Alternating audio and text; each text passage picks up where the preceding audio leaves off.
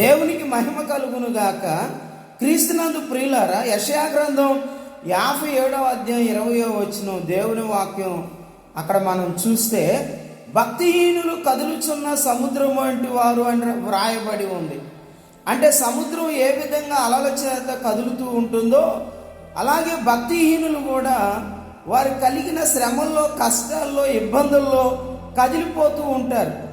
దేవుని వాక్యం 125వ కీర్తన ప్రారంభ వచనాల్లో ఉన్న మాటలు చూస్తే, యెహోవా యందు నమ్మిక ఉంచువారు కదలక నిత్యము నిలుసు సియోను కొండవలే ఉంటారని ఉంది.